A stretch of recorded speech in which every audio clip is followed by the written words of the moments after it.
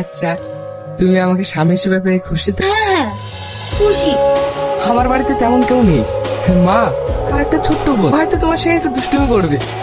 তুমি কিছু মনে করো না, হ্যাঁ? না না ঠিক আছে আরে পল্লবী, জানালাটা মারা হয়নি গো। ঠিক আছে আমি মেরে দিচ্ছি। পল্লবী, কে একজন জানালার পাশে দাঁড়িয়ে আছে? কে কে ওখানে? তুমি?